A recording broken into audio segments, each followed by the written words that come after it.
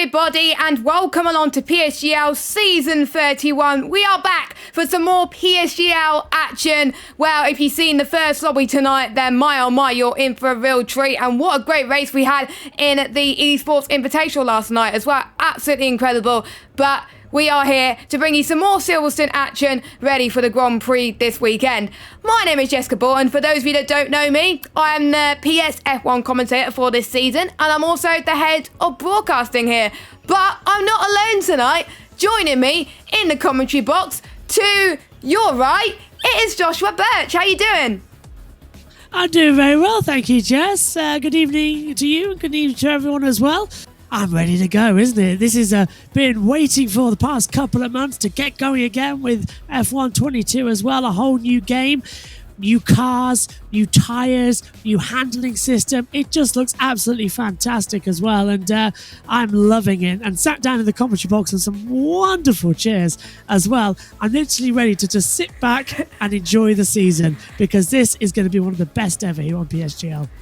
Yes, indeed. And for those of you that didn't get the hint for the lovely comfy chairs, we are sponsored by GT Omega. It was announced on Monday that PSGL is proudly sponsored by them, and they do a lot for their sim racing rigs and for their chairs as well. You can get 5% off using the code that is provided on the Discord. So make sure you check it out, and it'll also be put in the chat as well. So thank you to the guys at GT Omega for supporting Premier Scene Gaming Leagues for Season 31. And on the brand new game as well, F1 22, which has had some new changes in terms of tyre regulations. Even the cars are in change as well, and also some new features such as the immersive pit stops and formation laps to think about. So brand new to the game as well, and also setups as well. They're not going to use those because a lot of people only had the game for a few days. So this is a chance for people to get used to the new features that this game has to offer.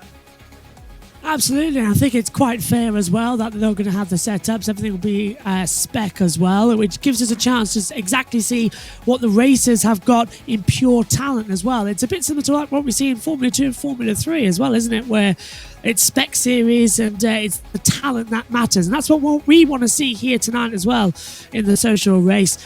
I'm very much looking forward to this as well. Already I can see Carter is saying Joshua and there as well in the YouTube chat. Hello, Carter. Hope you're doing all right out there. You're racing again this evening as well. And we saw what you got up to yesterday as well. So former commentary partner up there as well. I'm looking forward to it as well.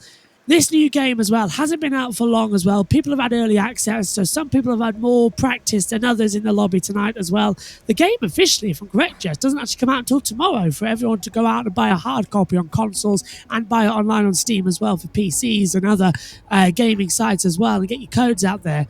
So it's going to be interesting to see what it's going to be like. Obviously, we saw last night in the F1 Invitational as well with George talking us through it as well.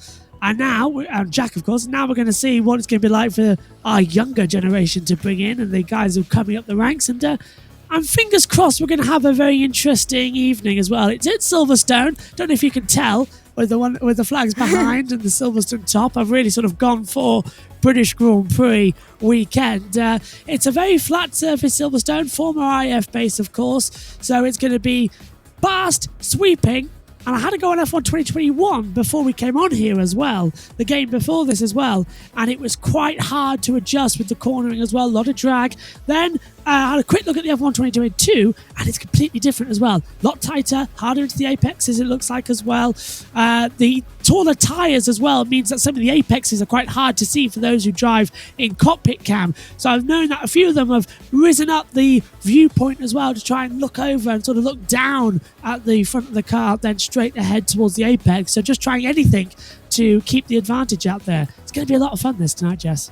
Yeah, it is. And we're about to get started with our qualifying session. But before we do that, we may as well talk about what the drivers have in store throughout this season. We start on the 21st of July for the PC players on a Thursday around Austria in Spielberg. And then we had to head to the United States and Miami, one of the newest tracks in the F1 game. Then we've got Belgium in Spa for round number 3 on the 4th of August. Mexico on the 11th. Japan on the 18th of August. Then we've got Italy in Monza, 25th of August. Abu Dhabi, who's had some significant changes in this year's game. I already had a go myself at that, and it's very, very good. Brazil, round number 8 on the 8th of September.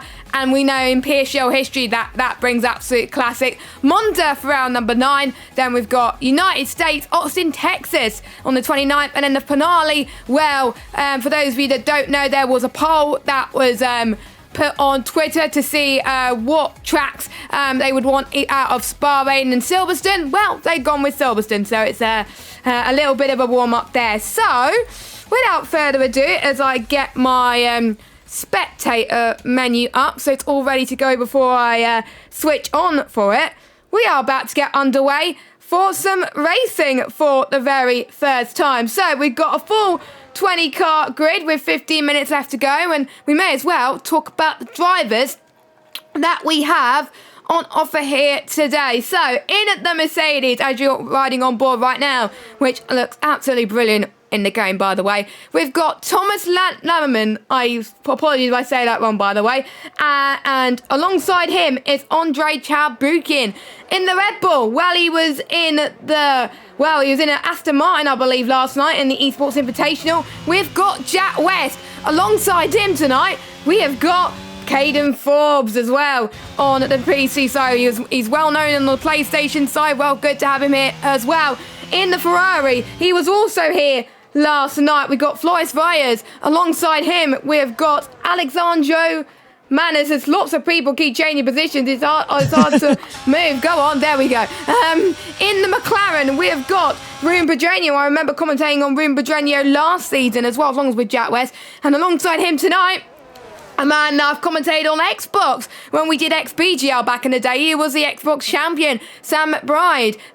In the Alpine, we got Primoz Miklovic, and his teammate alongside him tonight is Jay Verhaar. In the AlphaTauri, we have got Bryn Evans, who is our host, our lobby host for tonight, making sure things are on the straight and narrow. And alongside him tonight in the AlphaTauri, we've got Jake Finch in the Aston Martin. We have got, no, not the Aston Martin. We did AlphaTauri, Aston Martin. Yeah, so Bryn is in the Aston Martin. So I guess then they changed a little bit. Okay, so I'm trying to, so Morgan Bull is in the AlphaTauri tonight. They're confusing me. It's annoying. I should. They probably updated it after I did the notes. But we've got Morgan Bull and Svetkov here racing tonight as well. In the Williams, we have got is there in the Williams. We got Journey Dodge van in the Williams, and that looks very, very good, by the way. And alongside him, we've got Sergio Sabrino, who's currently in the pit. In the Alfa Romeo, we got another driver who was here last night, Carter Lundy. A lot of Carter Lundy fans in the chat. So, there always is. Yeah. And to be fair, he was a driver who I commentated on in PCF2 last season. Did an incredible job when he got moved up. And was near the top of the pecking order as well. So great to see him here. And his teammate for tonight is Pablo Armengo. And in the Haas, we have got Yang Hadlev. I'm sorry, I'm not going to get these names right, but I'm not going to be commentating on PC this season, so it doesn't matter if I get these wrong. Well, it does matter because obviously it's PSGL. I'm the head of commentary. I'm meant to be getting these right. And the final driver tonight is Soko in the Haas as well. So these drivers, Josh, well, they are all drivers from PCF2 to PCF4, F5, I believe. So they were invited by Connor to have a tryout on this year's game as well. We're starting to see some lap times come through. 127.0 from Ruben Pedreño at the moment, closely followed by Floris Vyers with a 127.091. And we saw Floris Vyers really took to the game yesterday as well. Had a good qualifying session. Got knocked out in Q2 though, but had a very, very good race. Well, some of the guys that raced last night may have an advantage against these lot, but all of them are using preset setups, and majority of people I asked have gone for the preset 2 setup, which is kind of what it is like it was last season, where most people have gone for that as well. So good to see Ruben Pedreño at the top, but nice to see Floris Vyers up there. Absolutely, and of course the guys who raced yesterday will have had the track experience, the car experience. Basically, they've had a race or practice day before anybody else. Not to say that that's not going to stop everybody who hasn't actually done a racing competition this year, hasn't been in the time trials. We've seen a lot on the Twitter and in our own PSGL Discord as well about the fact that Codemasters already need to fix the time trials, because that's going to start affecting when we come to pick our runners and riders for the PCF2 all the way down to 5, as you said, Jess. So the time trials is what we use to sort of work out who's quick and who's not and place them in the right category so you can move up. So with that not working, it's been a problem. But it's given us commentators knowledge that they have been practicing. And as they come down, lovely little sort of sheen underneath the bridge there down the Wellington Strait, as we saw Jan coming through there for the SHZ in the house in the back. Ideally, for the guys who raced yesterday, you are going to already have your ideal racing line markers put up. So when you go down towards part of the track, you'll know exactly where to turn in, how much brake to take, how much of a gear to be in, whether in 5th or 4th. So you're going through Copse Corner, you'll keep it in 4th gear. As off the track goes Sam McBride as well, down at the exit of Maggots and Beckett's and into Chapel. Jack West looking quite strong out there on an outlap. Go on, Jess. Well, just to note that Josh is currently installing the game right now because he forgot that he was meant to do it. So he's installing the game right now. Hopefully, it should be installed by the time the end of quali. But if not, we've got a workaround. It's all good. But anyway, we're running on board with Sam McBride now as he heads towards Brooklands into Luffield now as well. And the engine sounds, I have to say, are a lot better compared to F1 2021 as well. The attention to detail on this game already is incredible, and the graphics as well is quite good as well. A lot of cars in the way for some of these drivers, but hopefully they should move out the way pretty soon as well. Sam McBride currently sitting in P4 at this moment in time as he heads towards Maggots, Beckett and into Chapel then as well, taking it very, very differently compared to F1 2021 as well. And people are going to keep an eye on the track limit warnings as well. And Silverstone is quite a familiar track as well because, the Pro Exhibition drivers are at Silverstone this weekend for the British Grand Prix, and I know quite a few guys are at Silverstone in real life, lucky people. I wanted to get tickets for that, but they sold out a lot earlier this year than I thought. So the day I was thinking of buying it sold out, which was annoying. But anyway, Sam McBride up to the line. That is P2. So Josh, we got McLaren 1-2 at the moment. And what a way as well to have it here at Silverstone with the McLaren 1-2 as well. So beautiful handling on that lap as well from McBride as well as he came down as well. I got so into that. I thought I was watching live pictures. I'm slightly behind. Yes, I did a Moeism and forget the game as well. So shoot me before the start of the season. Anyway, I think it was absolutely fantastic as well, that lap time there. McLaren 1-2, perfect as well. Already, I've seen a lot of people commenting that the McLaren seems to be the better car to handle, which is weird. We are in a set up of everyone having the same running order, but there are going to be things that people have the psychological that one car is better to drive than the other. I know personally, when I'm in games as well, I always find the Mercedes is more better to drive when it's in a normal I'm trying to think of the right word, what's it called? It's already preset, that's it. So it's preset. It's not set up for how the cars would be in real life so that they're all normal. I find the Mercedes is a better car to drive compared to that of the Red Bull from last year. So Red Bull arguably had a better car on the last year's F1 game, but it was a personal preference as well. So people are already favouring the McLaren, and I like the look of that as well. And I'm looking at some of my PCF4 lot as well out there racing. I can see Duzvan on my screen, Jess, currently down in 12th position as well. Running up last year, always in the top 2 in PCF1. Was the champion. Can he come back this year and fight it? Hopefully so. And I think we've got a new top time as well coming up. Yes, we do. Flores Valles, 126.767. The first man into the 126s, which is great to see. We'll hopefully see more people there. At the moment, we've got Sergio Sobrino on his lap right now as he heads towards Stowe corner. He's got about 5 or 6 tenths to find to get in into the 126s.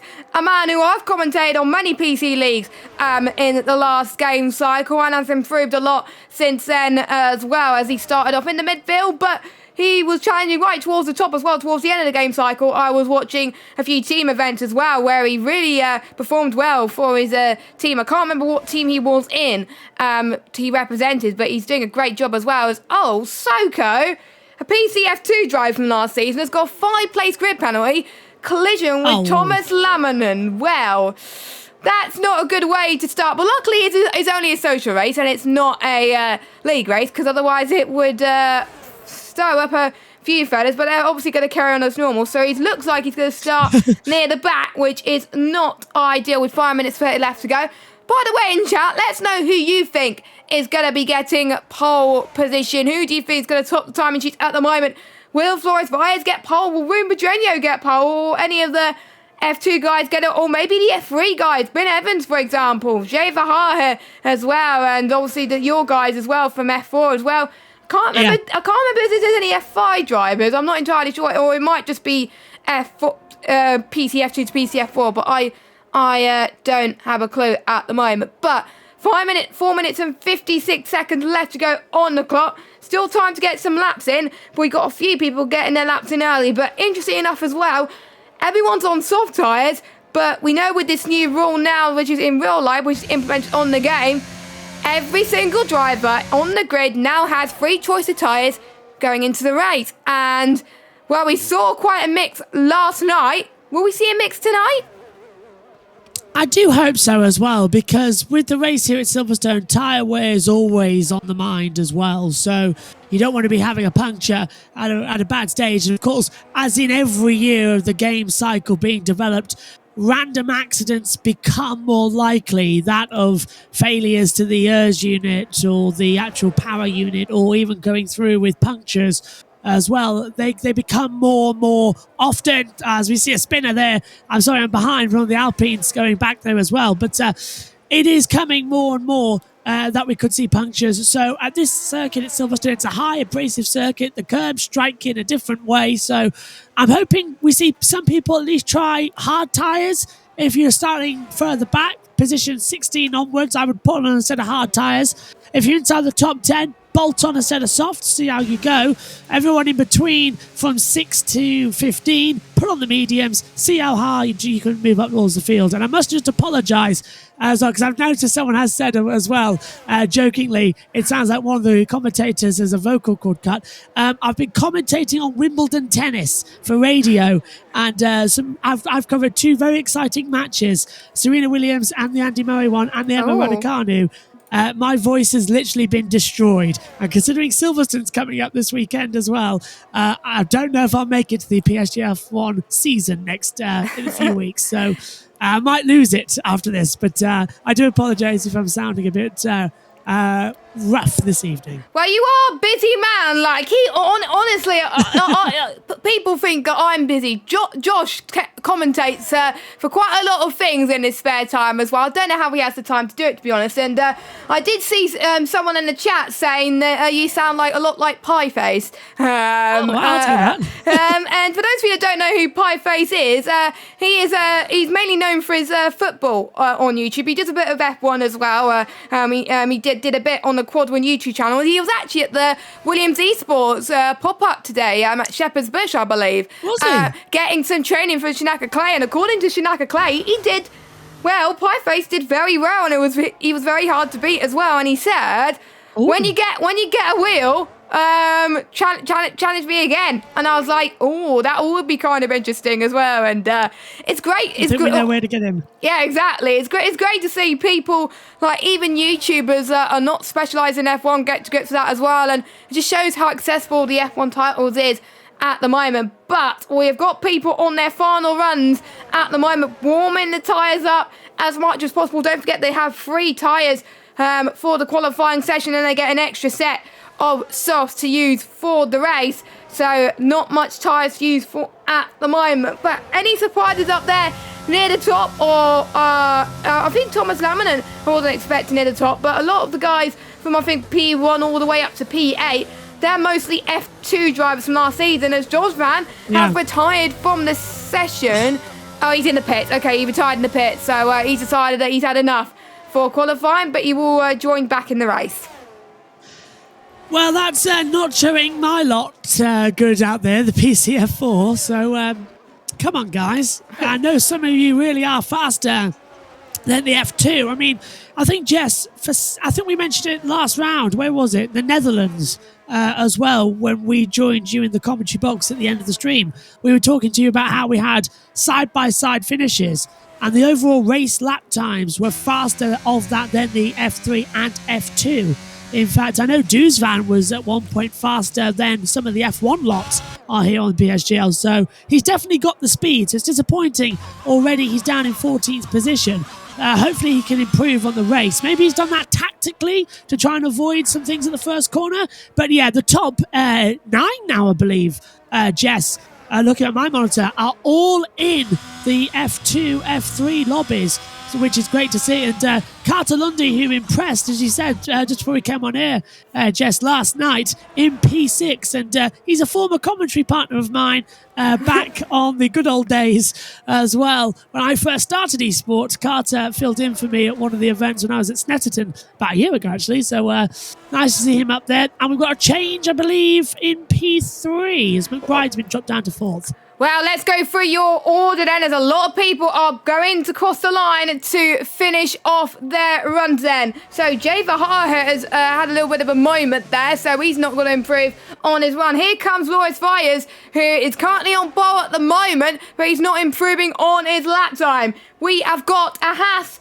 car about to cross the line. He can only manage P7 for now. We got an Alfa Romeo, that's Carter Lundy. He can only manage 9th. We got Mercedes in P12 at the moment. Well, he's not P12 at the moment. He goes all the way up to 4th position. Primoz Miklovic is about to go towards Club and Vale. Vale and Club corner. I need to get my corners right. He is unfortunately invalidated his run. The other Ferrari of Alessandro Maras in the P15 at the moment. Ferrari's obviously being plagued with issues in the real life race a few weeks ago in Canada. Let's hope they don't have it in Silverstone.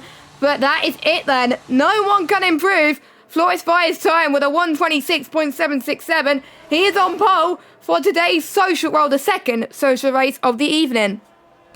Need to get my book now to see what the pole time was last year in F1 as I get that open to tell you, because I reckon that was an absolute blaster lap time for comparison as well. Where are we? I've gone past. I'm in Hungary now. Silverstone. Pole time last year, 1:28.617. As well. That was the fastest lap. So I believe 1:26. Just we're 2 seconds faster than the race lap last year on the actual F1. Who says esports isn't competitive? That is insanity. Absolute insanity.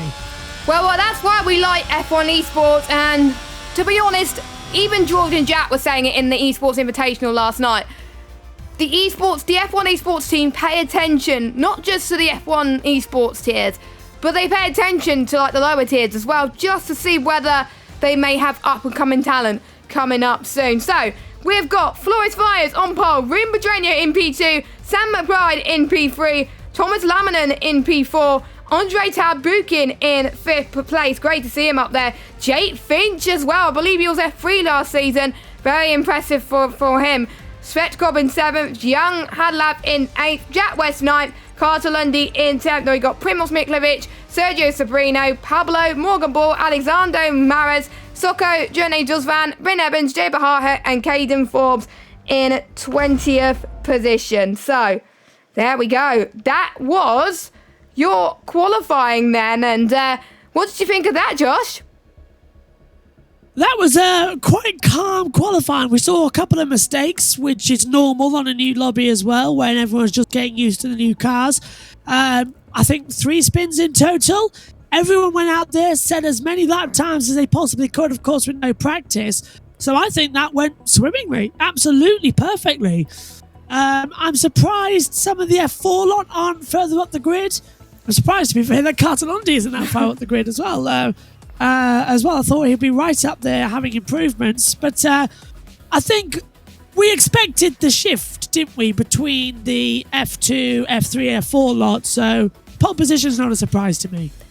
Definitely not. And the times were so close as well. It's absolutely incredible. And this early in the game cycle is absolutely incredible. But before we head to the race action, we are going through and we will be taking through a short 30-second break.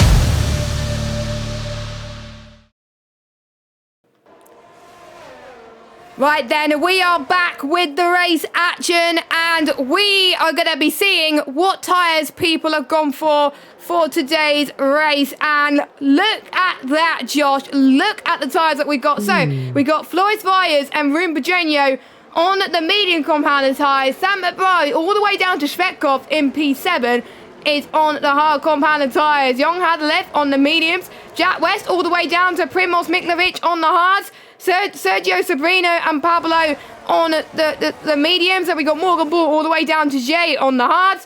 Caden Forbes has gone for a very bold strategy on the softs. But to be fair, it is a social race. He'd like to go bold. But to be fair, it could work because the alternate strategy may not work around it. So this could work in his favour, actually. But he needs to make his way through the grid. And Soko down in 20th on the hards. And we're about to get underway quickly. But... Josh, who's your predictions for the top three before we get underway?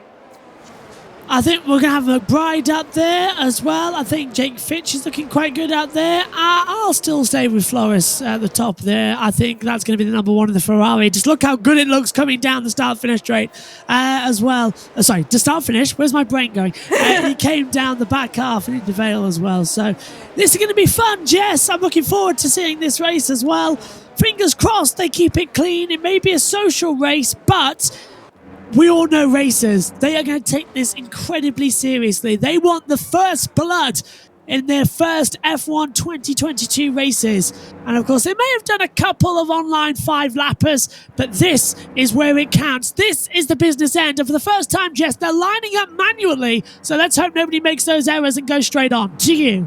And they can angle themselves differently, and they can position themselves offensively or defensively. But anyway, the 5 red lights are coming up on your screen right now. Flores Valles on pole, Rune Pedreño alongside. It's time for the second social race of the evening, and we are underway. It looks like it's a decent start for Rune Pedreño, decent start for both the McLarens actually, but Flores Valles gets underway well too. The two Mercedes doing quite well as well. A few movers and shakers down the background as well as they move past Abbey and into Farm Gerb as well. Any problems in the background? Oh, there's a bit of a spinner. That's an Aston Martin that's gone off. That is Svetkov down in P20. Not a start that he would have wanted. Carter Lendy tries to get past on the inside of Sergio Sobrino into the Wellington Straight. No DRS yet, but they're still trying to make moves, and Sobrino tries to fight back, heading towards Luffield as Jake Finn just had a bit of a spin. He had a bit of an off as well, and he tried to get past the Alpine once more. He's now down into 11th position. Had a bit of a squirm, the Alpine car as well. The two Mercedes, Andre Chabuki doing well. Thomas Laminen is down into P10. So the two medium runners at the moment doing the best out of everybody, but Sam McBride still holding there in P3. What a superb start. Everyone was side by side, exactly what they needed as well, just testing out the new cars as well. Of course, visibility is less than normal with the 20 to 18-inch tyres as well as they come down as well. Side by side we saw as well, coming through Cops Corner. We saw how difficult that could be last year with Verstappen and Hamilton. The eSport drivers, though, they have no fear at all. Perfect start. Already, the Ferrari has a 5/10 advantage. The two McLaren being left in the dust. What a perfect start. And as well, few spinners on the opening lap, some of them due to contact, some of them just taking too much revs and the car's just spinning out on them down in the first corner. Caden Forbes as well down into 20th position. Svetkov back up to 18th place. Well, he's out the race. 3 seconds back. Oh, is he out? Oh, well, there you go, Jess. He is out of the race, but we saw Carter Lundy going on the inside of Pablo Amenga up into 8th place. We saw Primoz Miklavic having a little bit of a battle with Jake Finch there. And the beauty of the F122 cars, it allows for more closer racing due to the way the cars are built. So you can go side by side for a lot more. And this is our first experience commentating with people going side by side by that. And already, this is incredible. Don't forget, these drivers are on equal machinery right now. So this is absolutely insane just to see the strategies on play today as well. And people just using interesting tactics to make sure they could get ahead as well. Don't be surprised to see more moves being made into the Maggots and Beckett section as well. We all remember what happened last year in real life around there, heading through Cops. Don't want to go through too much at the moment as well, as Wimbledon actually has closed in a little bit to Floris Vyers in P1, 4/10 of a second now as well. The DRS warp coming into effect on lap 3.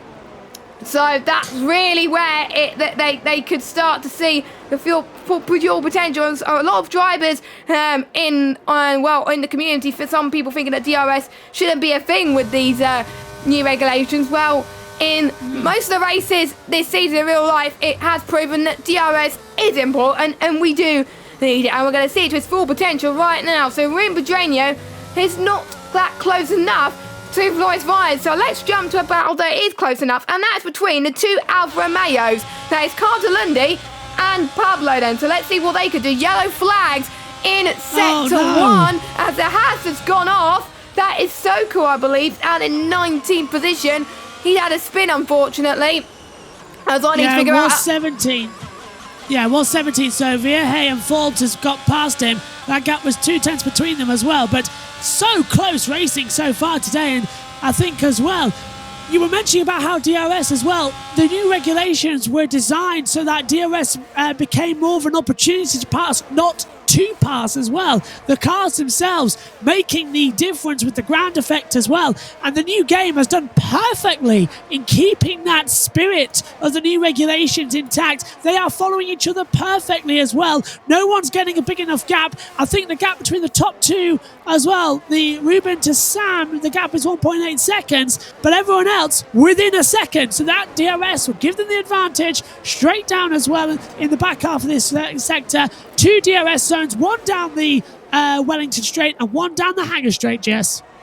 Yes, quite a lot of action happening at the moment as we already got our first pit, and that's Morgan Ball that's retired in the pit lane. So his race, unfortunately, has come to an abrupt end, but we are going to start to see the Haas driver of Jan Hadalev trying to catch Jack West on the hard compounded tyres. Now, we don't know what the strategy is going to be. Most people would say soft to medium or medium to soft. Well, with a lot of people on the hard tyres, they may go hard to soft or even hard to medium. We'll have to wait and see. We don't know how much tyre wear is a thing on the F122 game. Who knows? They could be a two-star. Tyre degradation could be much worse compared to the F1 2021 game. We will have to wait and see who is made of the right stuff today. Don't forget, this is preset only. Clear weather, reduced safety car as well, so safety cars will come out at a reduced rate at the moment. And there's quite a lot of people stuck in that DRS train, and like we saw last night in PTF1 Invitational, and obviously in real life and last season, DRS trains is not a good thing to be in, and the best time to get a move is when you're near the front with Wimbledon. But again, he can't get close enough either, and I have to say, Floris is holding off Wimbledon very well. Yeah, holding off perfectly, and the DRS trains here at Silverstone even worse. It's a very hard track to overtake at. You're talking about tyre wear. I was talking about this in qualifying. Silverstone is an abrasive circuit as well. It has no elevation change, with it being a former RAF base back in the Second World War as well. So literally flat as a pancake, and can just shred your tyres with the lateral rollover you get when you turn to the corners. It's simulated quite well on these F1 games as well. Codemasters are really trying to go in detail with how the car reacts to the surface as well. They've really have got better with it as well, as the technology for games has grown over the years. So it allows the drivers here on the esports series as well to be more at one with the car as well. Instead of feeling like you're driving it virtually, you get all the feedback as well that you're actually driving a car. And to control one one of these F1 cars as well is a very difficult, demanding thing. So massive respect to everyone out there as well as they bravely sort of throw themselves in to the complete unknown. James Allen once described the regulation change as a giant leap into the unknown. That's what all 17 remaining drivers are doing here today. But this battle for the lead, Jess, that you're focusing on right now as well, is hotting up. 4 tenths between them, looking good as you're dropping roundabout when I'm saying that. Over to you. Yes, we'll see if Ruben Badreno could use his EOS 2 fall advantage and see if we can try and get past Flores Fires again to no avail, unfortunately, as well. And we will possibly start to see the medium runners coming in about 5, 6, 7 laps time potentially as well, on to maybe the hards or a bit later for the soft compound, the tyres potentially too. And don't forget, it's going to be quite hot in real life in Silverstone this weekend as well. 6 teams, by the way, have a base in the United Kingdom. So a lot of home Grand Prix for the teams. And don't forget, we've got some British drivers as well being represented in real life. Of course, we've got obviously the 7-time world champion Lewis Hamilton. We've got Lando Norris, and we've got Lewis Hamilton's teammate George Russell as well. And George Russell likes to be called Mr. Consistency. Well, there's quite a lot of consistent drivers tonight in terms of their lap times. Keeping it steady, keeping it calm and collected. It's nice to see how patient they are. Quite a lot of them already, even though we're a few days into the game cycle, they're not messing around straight away. They want to learn how hard or easy it is to follow cars on the F1 22 game, because they've got to get used to it in a few weeks' time when we start for real. And don't forget also, Josh, sign-ups are open if drivers who play the F1 games are interested in signing up for our leagues. Just check out our Discord and you can just sign up for those as well. Evaluation info for the evaluation races will be open tomorrow as well, so you can find out which track the evaluation races will be taking place, and everybody will have to take part in that. Jack West has easily getting past, trying to get past Andre Tarabuka to the left-hand side, heading in towards Stowe Corner. And does he get the job done? Yes, he does. And Andre Tarabuka thought he was going to go for send that into club, but he did not. But Jack West is up into 4th position and is already starting to making ground on the 2 McLaren boys. And I'll tell you what, Jess, he'd lined that one up perfectly, coming through Maggott and Beckett's well. Got a great run out of Chapel, just sent it round the outside as well. Jack West shut the door perfectly. That was akin to Mansell versus PK. PK's been a hot topic last couple of days, hasn't he? Yes. So very nice to see some beating down as well coming through as well. So great job there from Jack West as well. And I tell you what, instead of everyone remembering the Mansell versus PK move there back in 87, should we change it to the Hamilton passing Kovalainen in 2008 move? Just as memorable and just as difficult. Remember, Lewis Hamilton as well did a fantastic job in 2008 in the wet conditions as well, and he was miles ahead of his competitors as well. But we're seeing more close racing obviously as well. We've got Thomas Lamminen getting past Bryn Evans into the exit of Luffield and into Woodcote as well, but Bryn Evans still on the gearbox of Thomas Lamminen then as they head towards Cops Corner, as we can see. Just look at how you can go on board. You can see how close you could go to the gearbox as well without losing that much downforce. Has quite a few time penalties already on the board, as we saw just now, unfortunately. So hopefully that is a thing they'll probably be testing. Which corners can they track extend with gaining an advantage and which they can't. Obviously the stewards will be keeping a close detail as well in the stewards briefings. Obviously we will be visiting Silverstone on basically on the full PSGL calendar towards the end of the season, and they're not going to be racing Silverstone in PCF1. They'll be in Bahrain next week as well, which I'm obviously very, very excited as well. The gap's still stable between Floris Vyas and Ruben Badreno as well. Let us know who you're supporting in the chat. We've got a few people supporting Jack West in the chat as well, as Jack West is doing well on those hard tyres as well. We saw that in the last game, the hards were not used at all, really. I think it was only used in places like Monaco and tracks like Singapore, where the softs only last 5 laps and the mediums don't last a long time either around Singapore. But it's nice to see the hards being used around Silverstone. Can we see more tyres being used as well? I really hope so, because the soft tyre should be good for the last couple of laps. So they're going to try and take these hards right to the last couple of laps, maybe lap 19, then stick on the set of softs. But I completely agree with you. Nice to see the hard tyres back in effect as well. After last year, they were sort of abandoned, weren't they, in esports? Everyone was preferring the medium and the softs. But this, of course, Silverstone, as I was mentioning, it's a very hard, abrasive track. It's difficult to overtake. That's the hard tyres, a natural choice.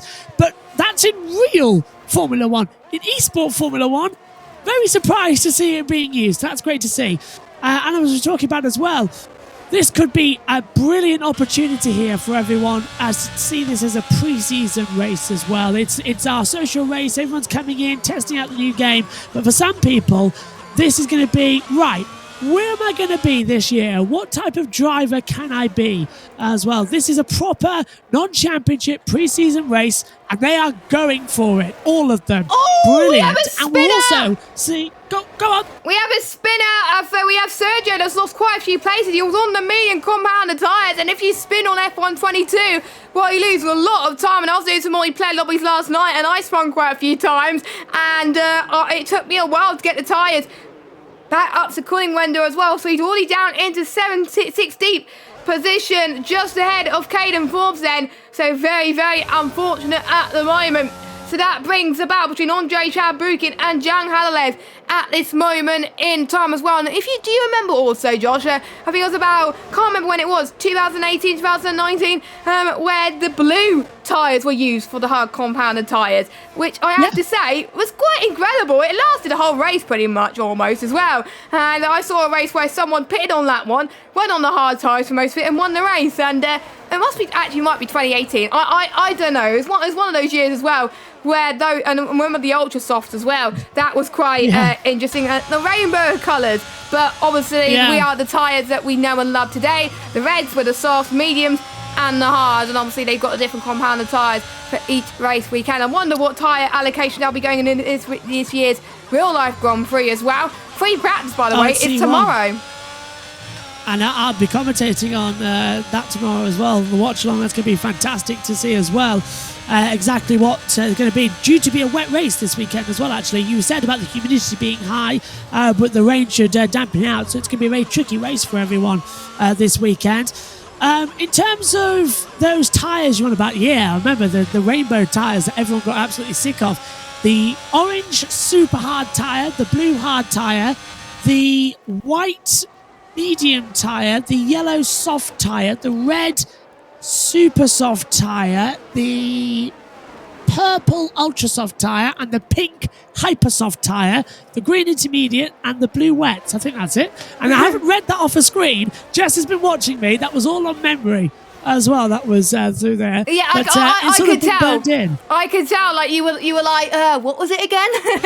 Yeah, I could not remember, but I hope that's the right order. But what a stupid system they had back then. I much prefer what we've got now. 3 colours, red, yellow, and white, and then you just move around with the C compounds. It's just a lot easier for everyone to understand, especially me in the commentary box. I'm not having to use so many different colour pens to keep a track of what they are. Because there used to be like 6 different compounds to one race. It was like, you're not going to use them. So much better, much more tidy.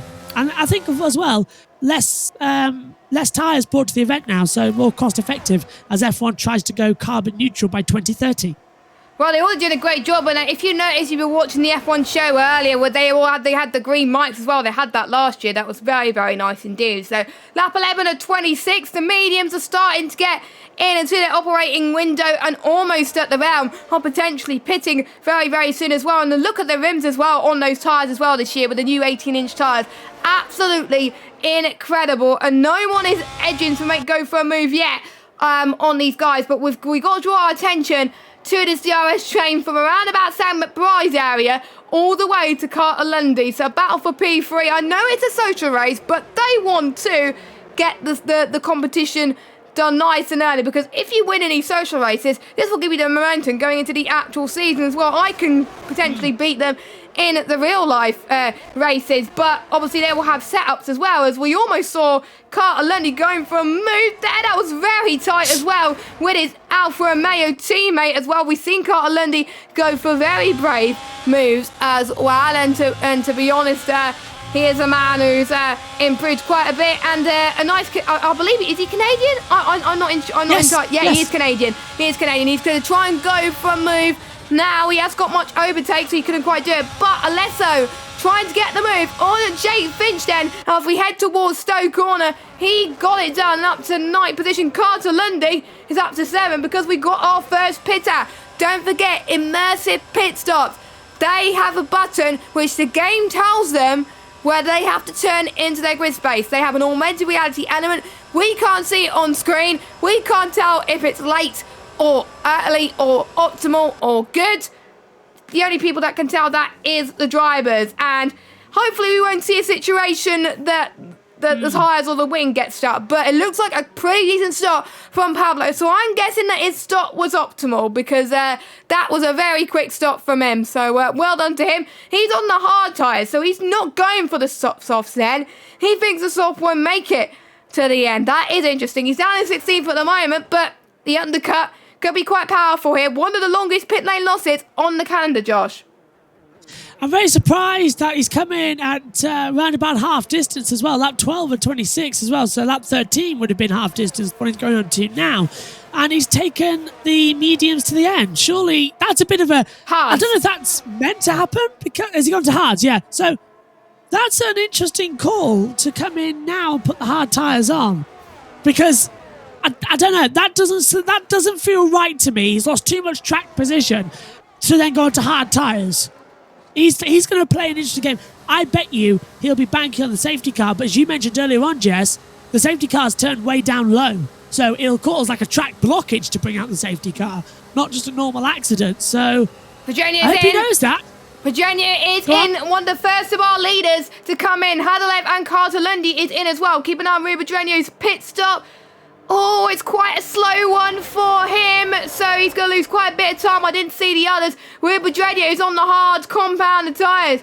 What does Carter Lundy go on? I won't be surprised to see Carter Lundy go on to the yellow stripe medium tyre. I didn't see how fast or slow his stop was as well, but we're going to see if Ruben Virginia comes out. I think actually it wasn't as slow as we would have thought, his stop. So, No. But I'm just trying to see. He's got out ahead of young Hadlev.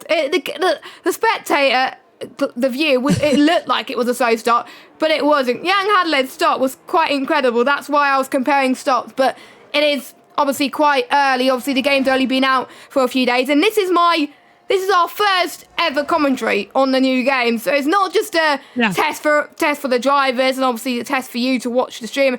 It's also a test for us to get used to the buttons, get used to how everything works before we start through in a few weeks' time. So we can shake off the rust earlier on too. But yeah, Ruben Virginia is your net race leader in P11. Will we see Floris Viers come in? Yes, he does come in that Ferrari while he had to respond. And the question is, will the undercut or overcut work on this game? Because he stayed out pretty much a few laps later compared to everybody else. So we will see what Floris Viers can do. So let me just move my mic out the way because it's a bit too loud for some people. I do apologise.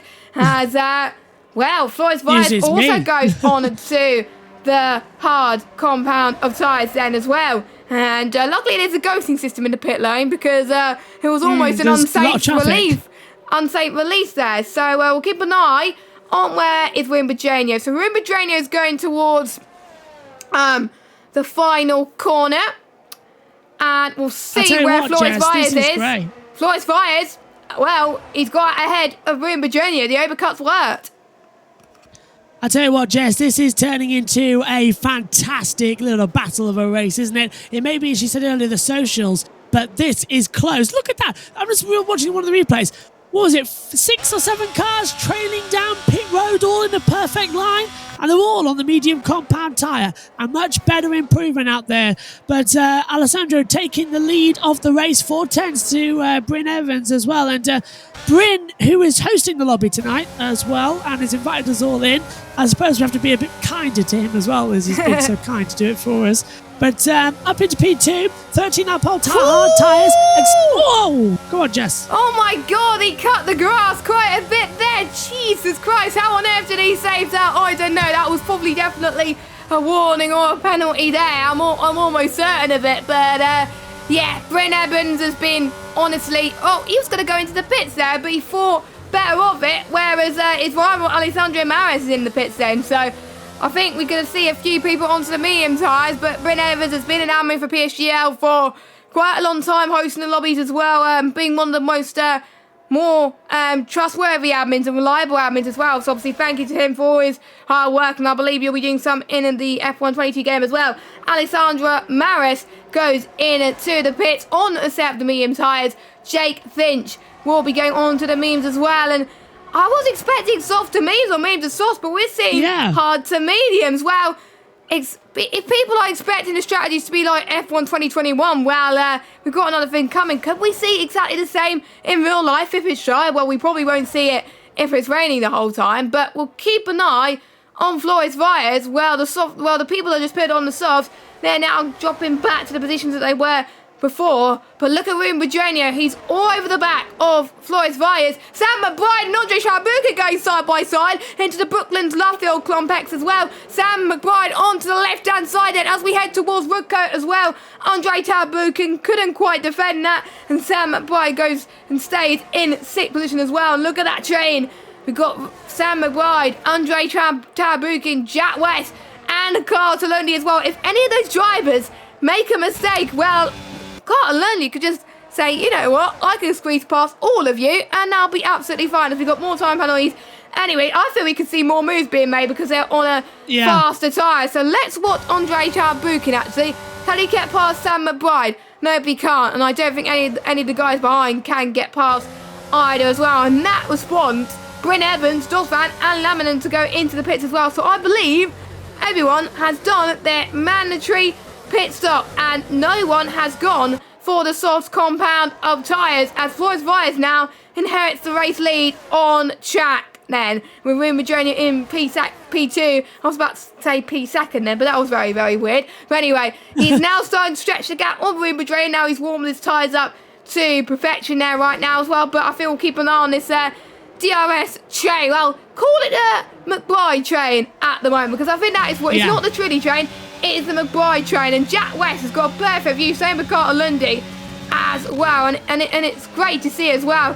I think we saw last night people not making moves until the penultimate lap as well, because you don't want to make moves early on and then get damaged and then you have to claw your way through back again.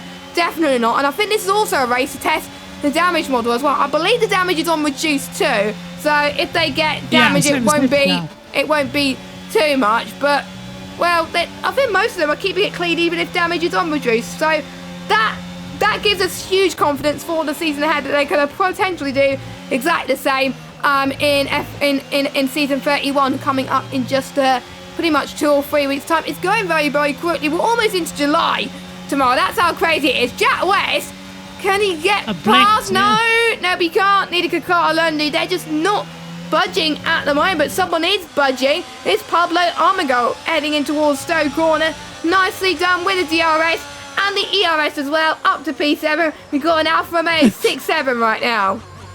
I tell you what, Jess, some of the chat trying to guess our ages. I wish we were that young, to be honest with you, as they come through. But this is absolutely fantastic coming at the moment as well. I tell you what, can I swap from F4 to F2? Because these guys are racing side by side in just pure battles out there as well. Perfect introduction to the F1 2022 game as well. Or I should actually call it F1 22 as EA Sports have gone to FIFA, the name of the sports as well. Actually, the same year they lost FIFA, so maybe that was a sign of things to come.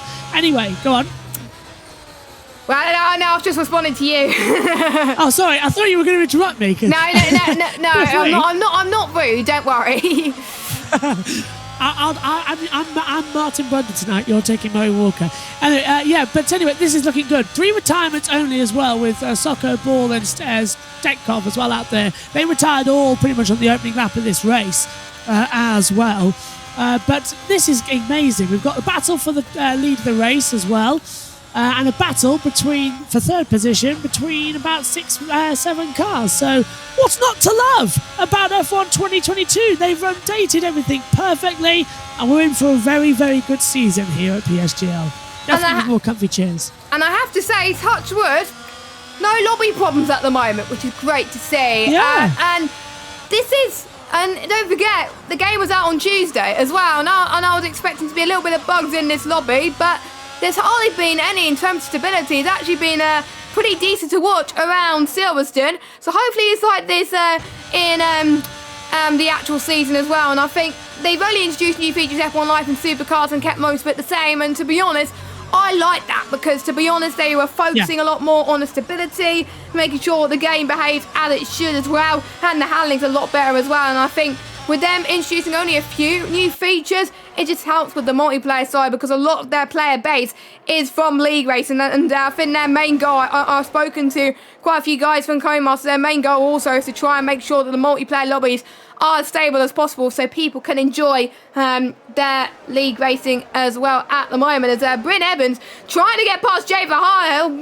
Oh my, there's a lot of moves going towards Woodcote at this moment in time. Jay Verhaeghe almost trying to go side by side once again as well. Let's go on board with Jay Verhaeghe as we head towards Copse Corner then as well. And we almost saw a move just like Charles Leclerc did. Well, Lewis Hamilton did on Charles Leclerc last year around Silverstone. We could see exactly the same in real life as well. We see the clothing speed from the Alpine car of Jay doing absolutely incredible. He's using 22% of ERS then, and both of them are harvesting as well. Jay to the left-hand side, in towards Stowe Corner. Can he get the move done? I think he can. He holds it together as well and keeps the line as incredible as possible. Jay's up to 11. I think I saw some moves in the in front of them as well. As we're seeing, I think, George Van trying to make a move. And Sergio is out of the race. He's retired in the pit lane. And I think that's where most of the retirements have been. I think been retiring from the pit lane. That's why we haven't seen any safety cars at the moment, which is a bit of a shame. But I'm just liking the train at the moment. But, oh, there's another battle going on as well. Andre Charbukin gets the moves done on Sam Bride. Wow, that was, I have to say, that was an incredible move as well. He waited for it. He didn't want to go for a move straight away when he pitted onto those medium compounder tyres. He waited for the prime moment to get close to Sam Bride. And you could get 2/10 close to a car in F1 2021 and you lose a lot of downforce. But on this game, when you're 1/10 behind, you're not losing any downforce. You're having good racing, and I love it. I'll tell you one thing as well, it's taken 19 laps, but this is on state 11 of installing, so it might just get there for the end of the race. But anyway, you are right, this is what we want to look forward to in this season as well. I'm more excited right now standing in the commentary box than I have been in the previous PSGL season, because last year it was very difficult for the cars to follow each other. They were all over the place. So many people complaining of handling as well. The setups were never quite right. This year, stack setup at the moment, yes, but they are following each other perfectly. They're getting in groups, they're getting in positions, they're getting more opportunities to overtake. This is just what we were asking for. So I think a big tick for Codemasters there. I'm seeing some people complaining about some bugs in some lobbies. We've been very fortunate in this one that we haven't had any bugs. Touch wood, yeah. Commentators curse coming, they've already said. But I think we're in for an interesting one. This is launch week.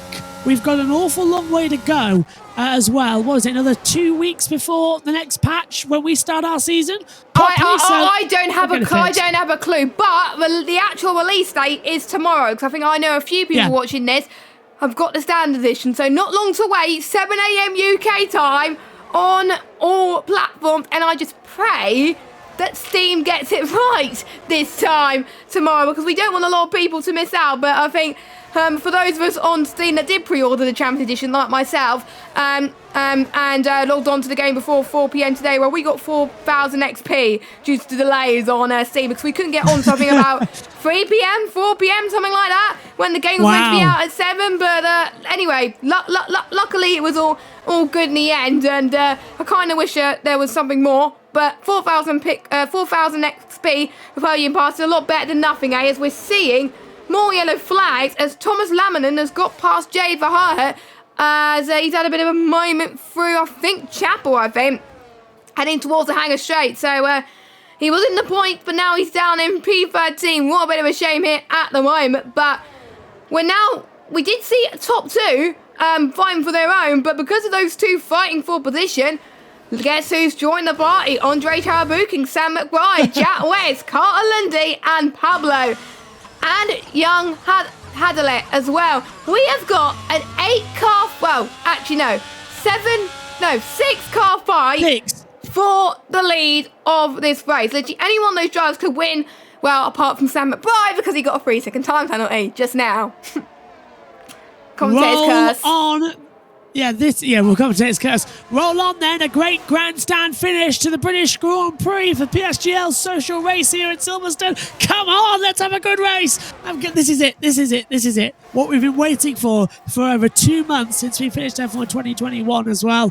A good one. Oh, and McBride with that penalty. That's not good. As you say, coming up about 20 seconds ago. Yeah, if I have it on a certain latency, then it just lags my computer. Yeah. So that's why I have it at a certain latency as well, because, well, to be honest, it doesn't make that much difference for me. But anyway, Jay gets the 3-second time penalty due to multiple warnings then as well. And we're really going to be starting to see the mediums and the hards really come into its own and see which is about as high. Is it the hards which are more durable, or is it the mediums which are a lot faster compared to the hards? Well, we did see the mediums go, I think, 13 laps on them as well. So, well, it's going to be a bit of touch and go between on whether the mediums can make it. But we're already seeing Sam McBride on the back of Andrei Chalbukin once again. But Sam McBride, I think he's got to get past quite a lot of cars to make sure he can get rid of his penalty, because he's got to get past all 3 cars and get a free and be clear on them by 3 seconds to take the win, which is gonna be hard. But never say never in Formula 1. Anything can happen, as he almost got the move done there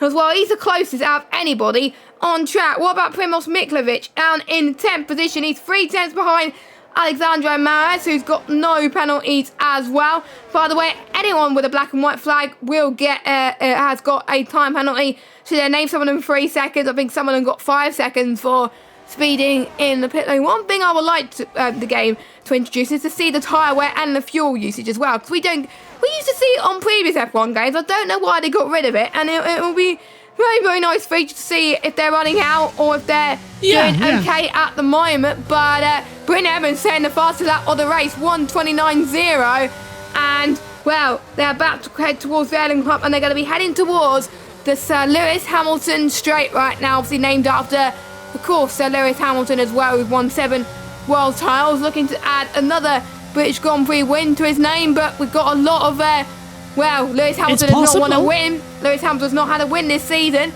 But we've got Max Verstappen, who's been on form. Charles Leclerc as well, looking to redeem himself after pretty much unluckiness in the past few races. Obviously, Sergio Perez won in Baku as well. More yellow flags. That is Aston Martin has gone off. That is Bryn Evans in the background. So his soft tyres not operating very well. As Sam McBride goes off a little bit and almost hits quite a lot of cars. Luckily, oh, thank goodness the ghosting system is on. Oh my God. That is a big relief. He's disconnected. Oh, that is awful. That is awful. He was in for a battle for the lead, and he just lost it and disconnected. That is a huge, huge shame. And well, he could still go from the end of this race with his head held high, because he's done a superb job. I wonder if that was completely a disconnect of internet. Yeah, so the internet has completely gone off as well. As unfortunately, the game has actually loaded up on my screen, so it's difficult for me to actually stop it. So I'm having to stand away from a monitor as well at the moment. Actually, I just realised if I do this, I'll stop it. There we go. So I'm back with you now. But that is a heartbreak after having such a great race to drop out with an internet drop as well. Race-ending crash, apparently, some people are saying out there as well. But and Bryn Evans with a 5-second penalty for speeding in the pit lane, as he's now retired from the session as well, Jess. So we're down to 15. Down to 15. Top 10 will score points. Sam McBride's AI goes into the pits onto the soft tyres. So I think the AI's had enough of the memes and going on to the soft compounder tyres. But that means we only got 5 cars now with the battle for the win. And really, it could be down to these two, Flores Vias and Ruben Pedreño, or it could be down to Andrei Chalbukin, Jack West, Carl Tolundi as well. We did see with Sam McBride as well, just one small track limit extension could give them a 3-second time penalty, and we do not want that to happen at the moment. And we're just looking at the ERS at the moment. Ruben Pedreño is on 46. Flores Fires on 11. Andre Trabukin on 11 as well. Jack West, he's hardly got any ERS. So he's got a lot of work to do, and charging ERS around it is very difficult because there's hardly any breaking zones. There's only a few breaking zones. He is trying to catch up to Andre Trabukin at the moment, but we saw Ruben Madreno actually try to get past Flores Fires once again. Flores Fires got a time penalty. Wow. So Ruben Madreno is your net race leader. That is it then. It is over. The race lead would go to Ruben as well, as you say, Jess. But that's going to drop him down to 5th position. So that is a major blow there. There's 8 seconds between Flores and Pablo as well. But all eyes now on Carter Lundy, because he's closed up on the battle, as you said, Jess, and now might just steal the win. It's game on with 2 to go here at Silverstone. Yep, 2 more laps to go. Anything can happen in Formula 1, and it usually does, as the late Sir Murray Walker usually says as well. Well remembered he is, obviously, in the racing community as well. Literally, anyone without a penalty could win this race. Don't write any of them out. Let us know in the chat who out of the top 5 could win. But we could maybe see a crash happen. We could see Pablo take the win. We don't know. But who out of this top 5 could win? Well, my money is set on Ruben Madreno. But what about those medium runners? Will the medium runners close in just to try and get past Andre Trabukin's pace is looking so good. He could try and get that win in that Mercedes. That's what Mercedes are aiming for in real life. And, you know, I think Flores Fires is going to drop behind Carter Lundy on penalties. And I did say the penalties could end, make or break a race. Well, it definitely happened at the moment. But we are going to be going on into the final lap of this race, and to be honest, this social race is Ruben Madreno's got a little bit squirmy there in towards the Hamilton straight. This is Andre Trabukin's chance as we head towards Abbey then, as he's got perfect traction. Don't forget, this lobby is no assist at the moment. Quite a few drivers and viewers in the chat are saying that Andre Trabukin could get Ruben Madreno. This is the battle for the race win, but if these two keep squabbling, Flores Fires could pull that 3-second gap and take the race win. So Flores and Ruben Madreno's got a time penalty now. Oh my goodness. Now Andre Trabukin and Jack West are in the battle for the win. This is crazy. A lot of people are on 2 warnings right now.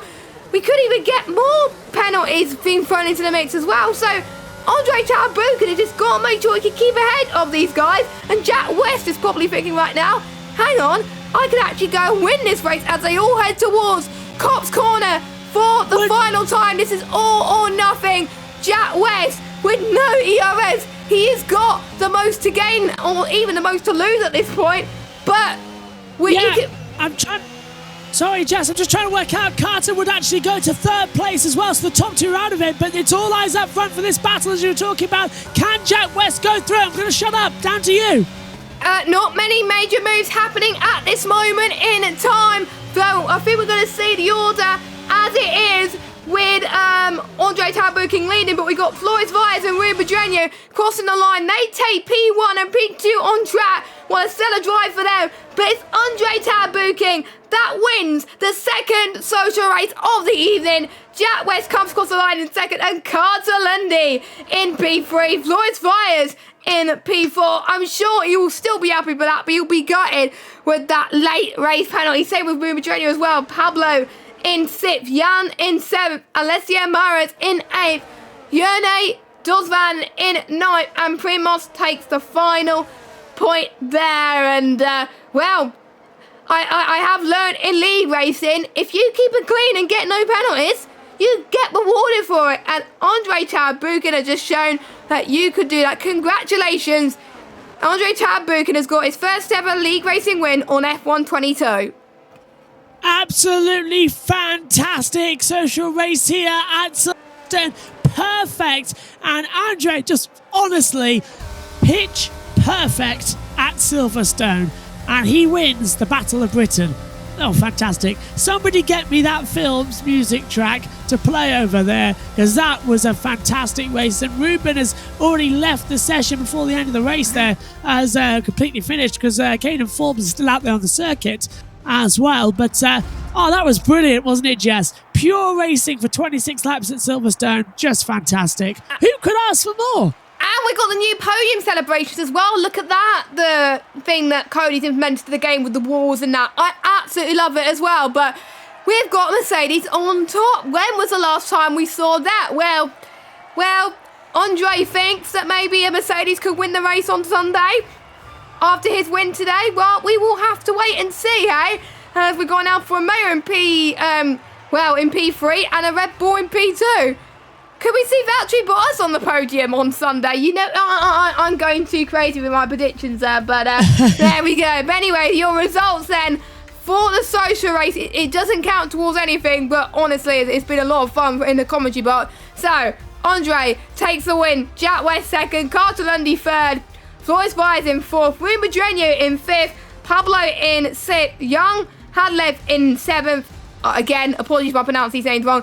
Alessandro Maris in 8th, Jono Dosvan in 9th, Primoz Miklovic in 10th, and then we got Tomas Landman, Sam McBride, Jake Finch, Jay Vahahe, and Caden Forbes, your final finishes, and your retirements, who I believe all retired in the pit. Bryn Evans, Sergio Sabrino, Soko, Morgan Ball, and Shvetkov, and I'm going to have to rest my voice after that. That was absolutely incredible. It was really incredible.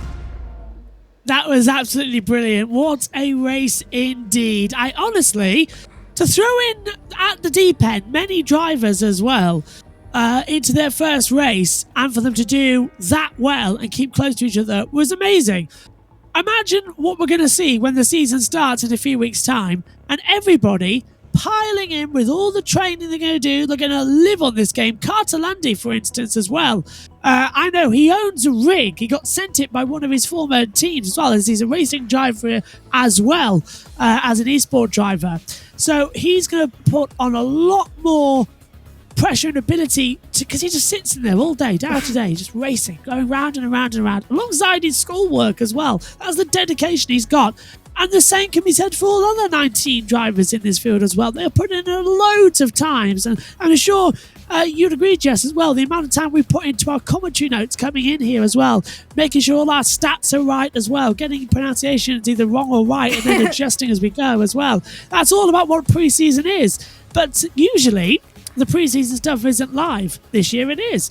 And I'm loving it. Maybe one time, Jess, we can actually move away from pre-season and do an actual championship race together at one point. But it's been absolutely fantastic. And I think it was great. Jack West said that race was awful.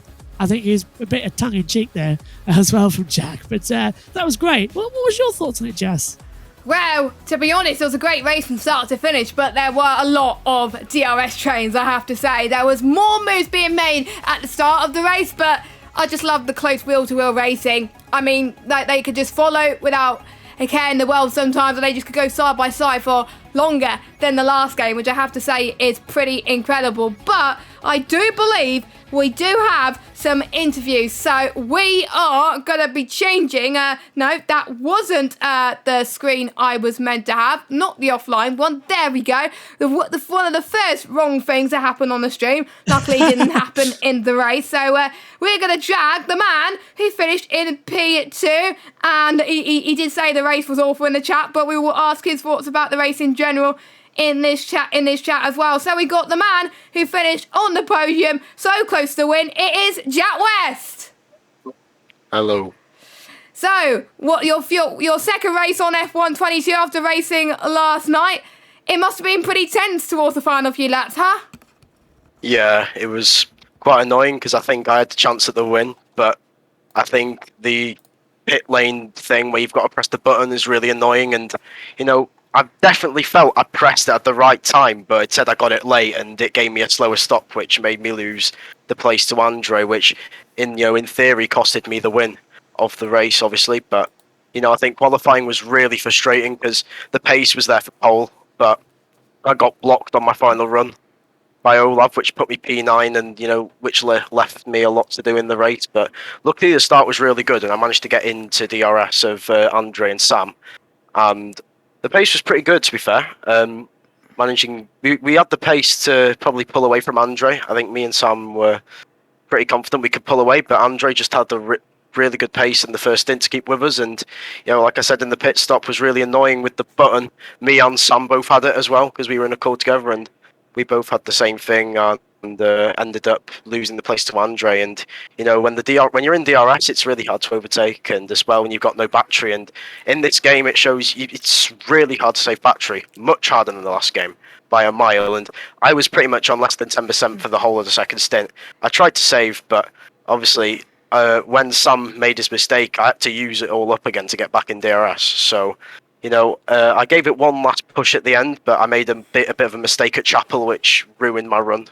But I think I could have got him if it wasn't for that mistake. But there's a lot of stuff to learn in this game. This game is definitely more fun than the last game, and I think it's going to take much more to lose motivation. I'm really enjoying it so far, so hopefully the season can go better for me. That is great to see that you've been enjoying the racing so far. Obviously, you only had the game for a few days as well, and how the close wheel to wheel racing as well. Were you able to follow more closer than the last game? Do you think that was why it made the racing more fun, or is there another element that's made the racing more fun? Do you think?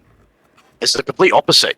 It's a lot harder to follow in this game. The Dirty is a lot stronger, and the DRS is a lot less effective. I think the slipstream is a lot more effective than DRS, because I saw that a lot in the race, that having DRS isn't everything on this game. You've actually got to have some race pace to stay with the leaders, because the DRS isn't really OP anymore like it was on the previous game. So you've actually got to push and have some good pace this time to stay with them. So, and the Dirty Air is a lot stronger, so as well you've got to kind of put up with it. So yeah, it's a lot harder, but at the end of the day it shows who's actually got qualifying and race pace. So I'm glad that I can show that as well.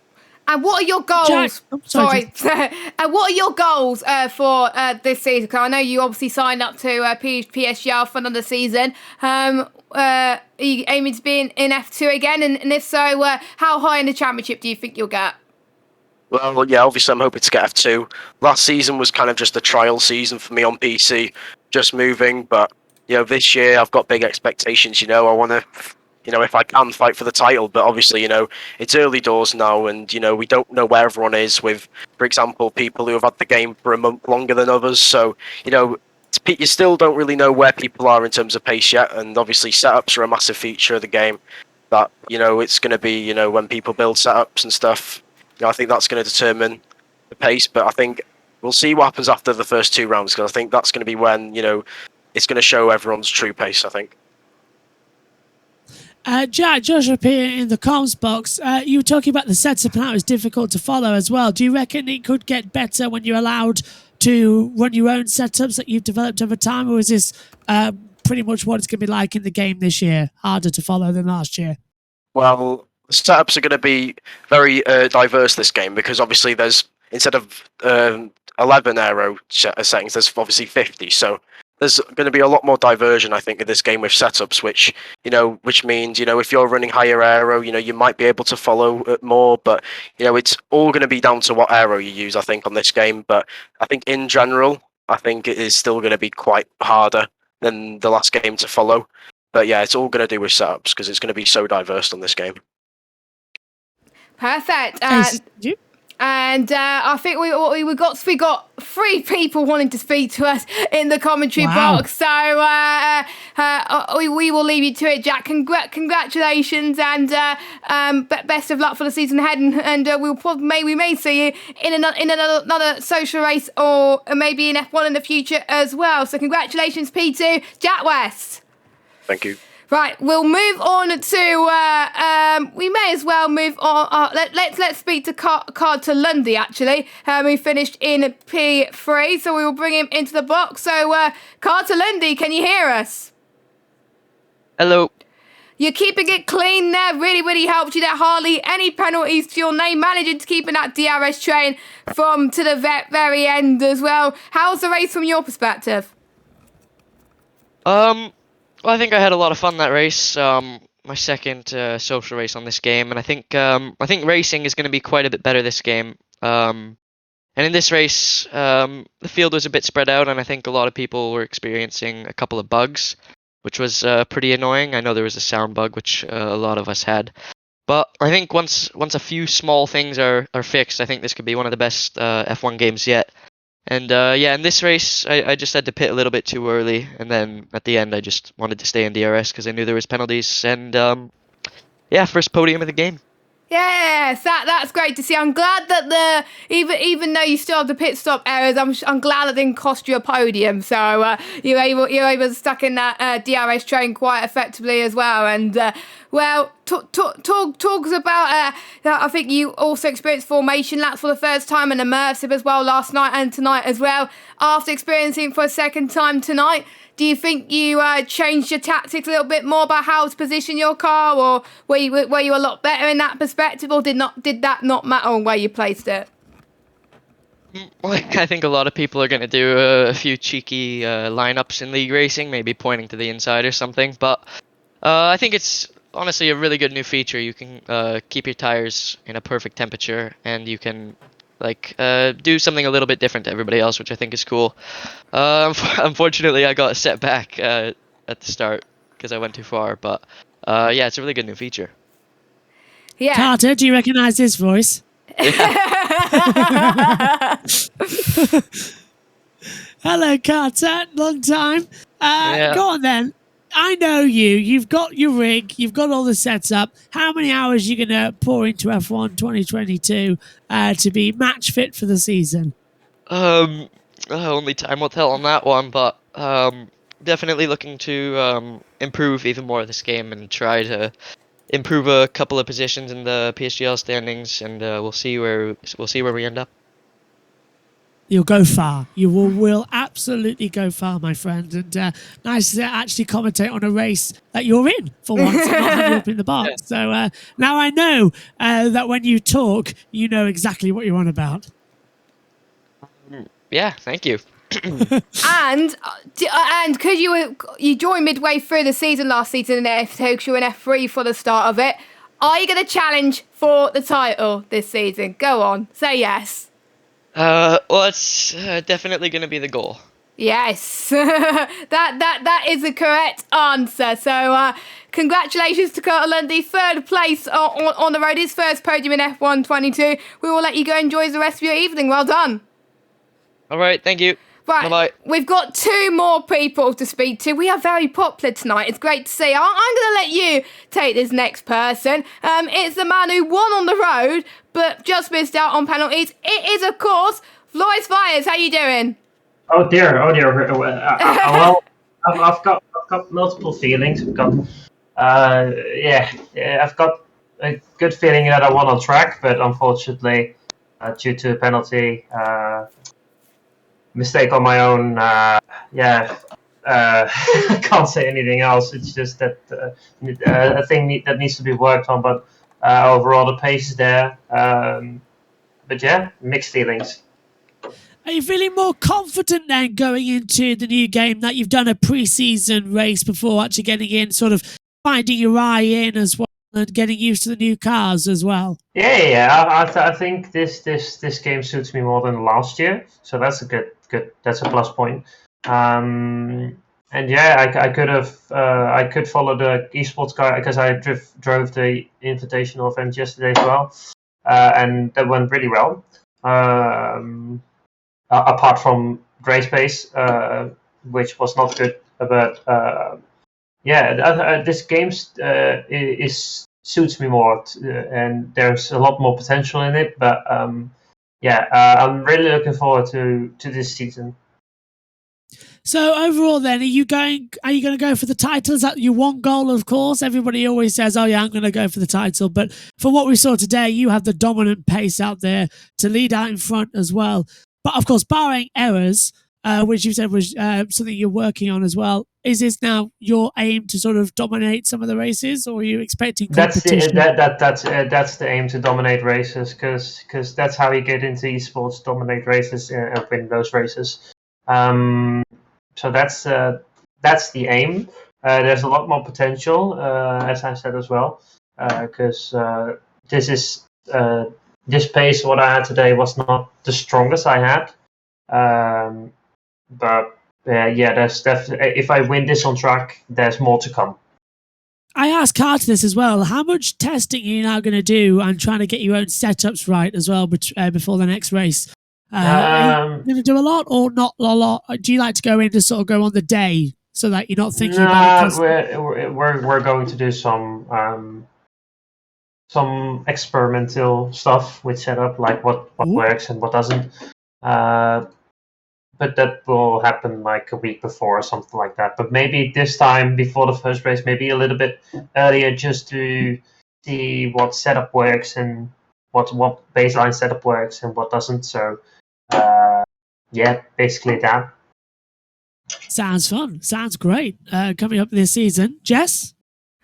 Well, I'm trying to think of some questions. Obviously, you've been in F1 esports before. I know you've told me in the past your main goal is to get into F1 esports again, because I know the game suits you a little bit more. What are your goals for next season? Obviously, your aim is to obviously go near the top on the leagues that you go into as well. But what about F1 esports? Are you going to aim to go into challenges again, do you think? Yeah, that's the aim, and win challenges as well.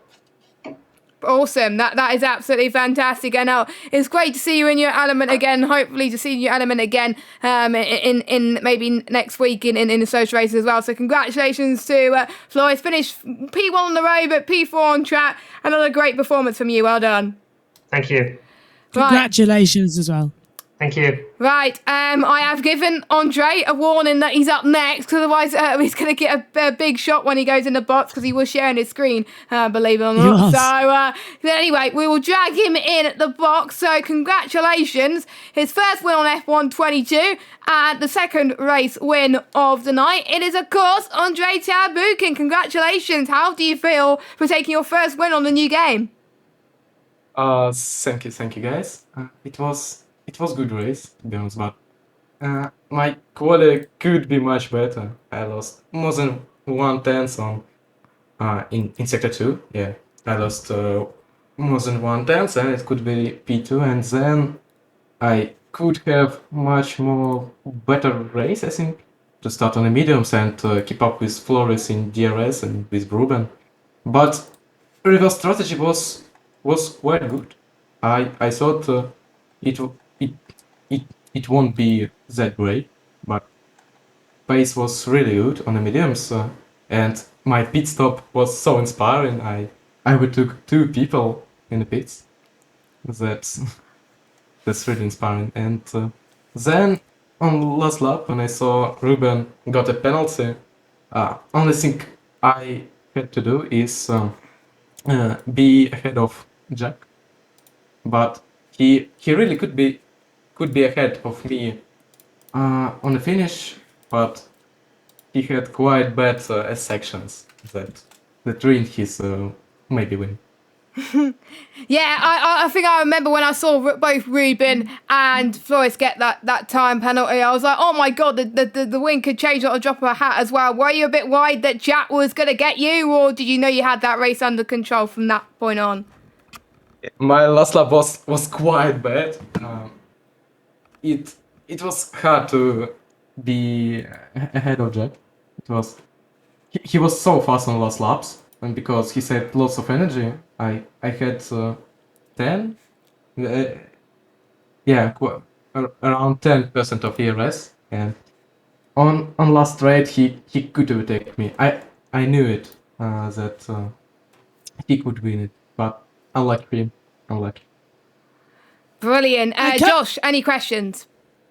Well, just one as well. We've heard from a lot of drivers tonight saying that following is quite difficult on this new game as well. How did you find out there? You were in a battle throughout the race, constantly following a driver within half a second, with the driver behind you with the same half a second. How did you find pack racing in this game? Yeah, dirty air is a big problem in this game. It's much harder to keep up with drivers within half second. Yeah, dirty air is quite different from F1 2022 to F1 2021, and you ruin your tires too, being behind people, and I I really try to keep my tires with good wear, not to not to get so much wear for the last laps, because on last laps it's obviously will be much more hard to overtake drivers, because everyone trying to have much more ERS for last laps, because much more battling on last laps, and following cars is much harder than last games. Blimey, that's going to be interesting as well. We thought it was quite close on the TV, but the drivers just seem to say it's quite difficult. It's going to be a fun season, isn't it? Thank you for that, Andre. Yeah, it will be a really fun season, first season in new game. So good luck to all drivers. Yes, do you have a goal to potentially close up to a few drivers and potentially go on a championship charge potentially? I have a goal for this year is to be in F1 challenges, but as I'm Russian, I have some problems with it, but maybe I will get Spanish driving license. I don't know. You never know. You never know. Anything is possible. But congratulations to you, Andre. Your first win. We'll let you go and celebrate. Congratulations and best of luck for Season 31 and for any other social races that we do on this game. Yeah, thank you. Bye, everyone. Bye, Andre. And so that was our race winner then for the social races for tonight then. Honestly, that was absolutely fantastic. I kind of wish there was more, but luckily, hopefully next week we will have some more PC commentators that will have the game, so we may as well give obviously them an opportunity to have a go at commentating on a new game. I spoken to Dan earlier, Dan Beald, who's commentating on PCF2. He's got the game now, so we'll be getting him in the box next Thursday hopefully, so he can commentate on the action. I think Chris Butts is going to get the game as well, but we've been treated to some absolutely jam-packed action, and I think all of you guys that are going to be watching on PC this season are going to be in for a real treat. Absolutely. This looks like it's going to be an amazing game. It looks like it's going to be another dramatic season as well, and we're going to run, was it 3 seasons this year on PSGL all across this game? Even better. So this will take us to September, October. One will take us over Christmas, nicely done, and then one more to take us towards the summer as well when we get the new game for F1 23 as well. Scary Woody saying that, but 3 seasons as well, more drama anticipated, a lot more action than in previous years. We thought the cars were quite easy to follow. The drivers are saying it's harder than ever to follow. I think we've signed up, Jess, for what is going to be a fantastic season as well, and I can't wait to watch you on PSF1 as well, and I'll be taking PCF4 with Richie as well. This is going to be brilliant. Let's bring on the year. And first of all, though, let's have some cracking racing at Silverstone this weekend in F1, F2, F3 and W Series. Oh yes, every series is coming to Silverstone. It's going to be jam-packed. I'm kind of jealous to the guys that are actually going to Silverstone, including the Pro Exhibition drivers as well. I'm sure they're going to have a terrific time as well. And it is release day tomorrow, official release day tomorrow for F1 22. So if you haven't picked up your copy of F1 22, well, it's not too late. Go and pre-order now for the standard edition. But if you want to play it now, if you have an extra 20 quid or whatever, want to buy the extra pit coins, safety cars, and the other F1 Life perks, you can get the game now for on the Champions Edition as well on all platforms as well.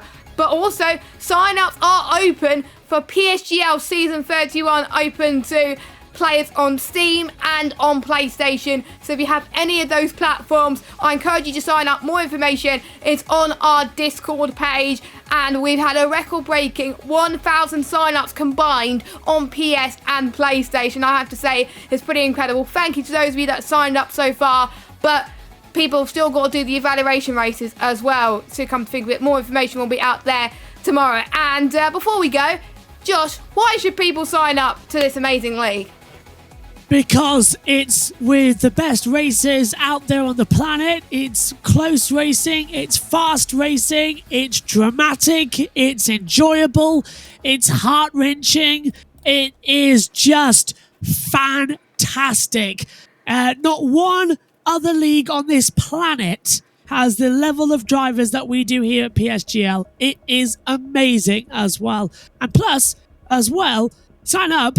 And if you come and join us on the YouTube channel, you get a discount on these fantastic chairs that me and Jess have been sitting on all evening. In fact, I don't want to get up.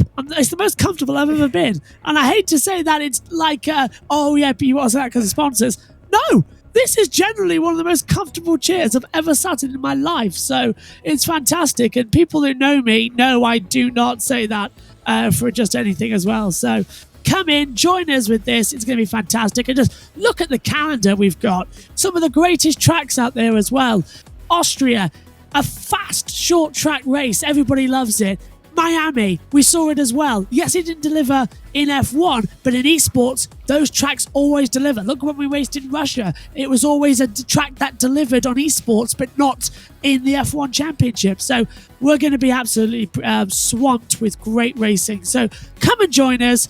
It's going to be fantastic. So continue to sign up as well. And Connor will have to spend a couple more sleepless nights going through all your applicants as well. Just come and join us. I don't envy him at all. Honestly, it's going to be a hard decision for him and Louis to go through the placements, but they've done it before and they will do it again as well. And on the PC side of it, it's mainly no assists, but on the PS side, we cater to mostly all assist levels. So if you are interested, please do go and sign up as well. But before we go, make sure you check out our sponsors. We got Grid Rival as well. We have our own F1 22 Fantasy League for the real life season as well. If you want to predict who you think is going to do well in the British Grand Prix this weekend as well, I might sign up as well.